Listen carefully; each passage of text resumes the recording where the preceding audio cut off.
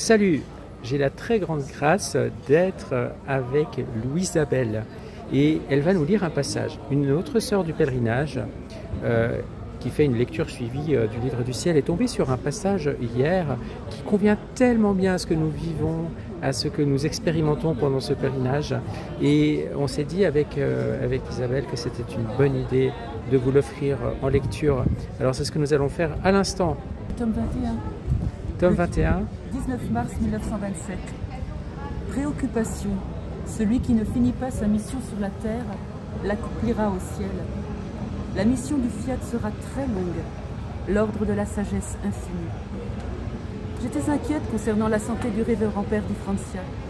Les lettres que je recevais de lui étaient presque alarmantes. Je pensais à l'avenir de mes écrits. Pourquoi tenait-il tant à les emporter avec lui? Que vont-ils devenir? Si notre Seigneur le rappelait dans la patrie céleste, la mission de la publication et de la connaissance du Fiat ne porterait aucun fruit, car il n'a pratiquement encore rien fait. Il a commencé tout au plus, il a la volonté de les publier, mais c'est un très long travail et qui sait combien de temps cela prendra. Quant au Père, si Jésus le rappelle tout au début de cette mission, elle ne portera aucun fruit. Ce sera la même chose pour moi si j'ai la chance de partir pour ma patrie éternelle. Que seront les fruits de ma mission? À quoi bon tous ces sacrifices, ces nuits entières passées à écrire?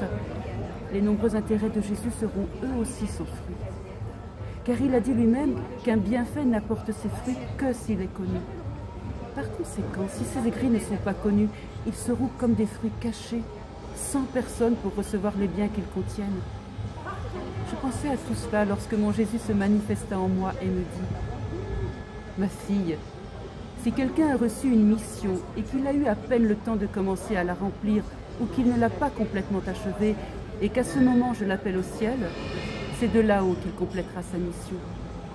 C'est qu'il aura en lui, dans les profondeurs de son âme, le dépôt du bien de la connaissance qu'il aura acquise dans sa vie. Il le comprendra plus clairement au ciel. Et comprenant le grand bien de la connaissance du Fiat suprême, il priera et fera prier le ciel tout entier pour que mon Fiat soit connu sur la terre et suppliera qu'une lumière plus claire soit accordée à ceux qui travailleront à le faire connaître.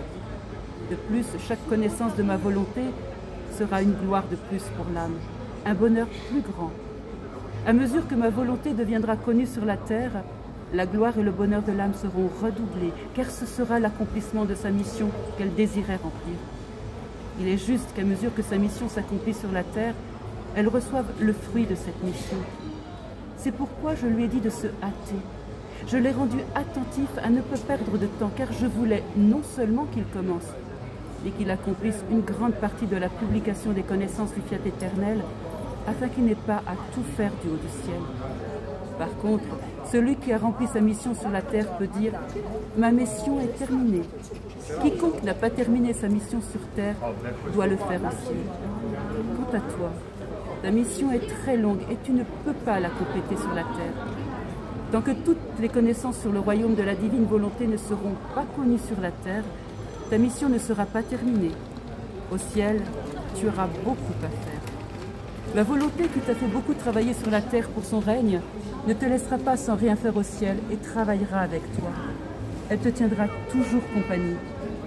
Tu ne feras donc rien d'autre que d'aller et venir entre le ciel et la terre afin d'aider à établir mon règne avec décorum, honneur et gloire.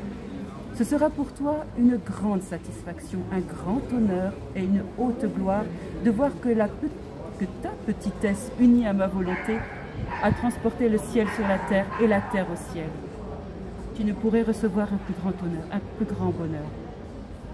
Bien plus, tu verras la gloire de ton Créateur accomplie par sa créature, l'ordre rétabli, toute la création dans sa splendeur et l'homme, notre trésor, à sa place d'honneur. Quelle ne sera pas l'immensité de notre satisfaction, de notre joie et de notre bonheur à tous deux, en voyant réaliser le dessein de la créature, de la création. Nous te donnerons alors le titre de rédemptrice de notre volonté en te constituant mère de tous les enfants de notre Fiat. N'en seras-tu pas heureuse? Après quoi, je suivais les actes dans la divine volonté.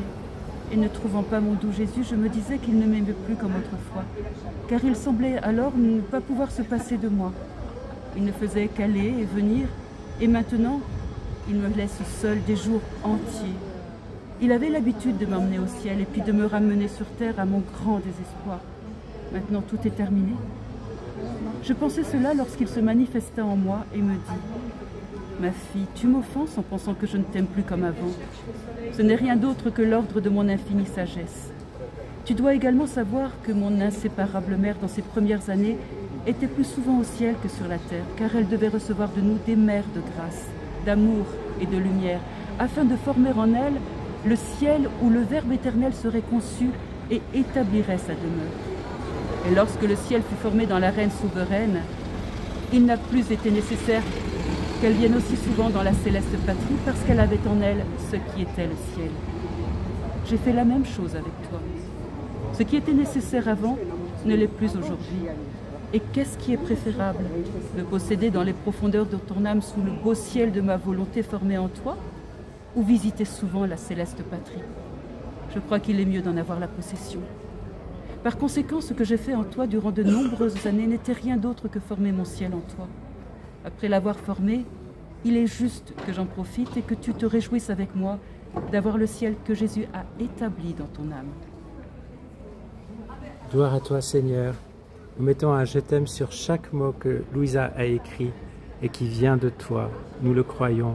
Nous t'aimons, nous te bénissons, nous te glorifions et nous te rendons grâce à chaque instant et pour les siècles des siècles. Amen. Fiat.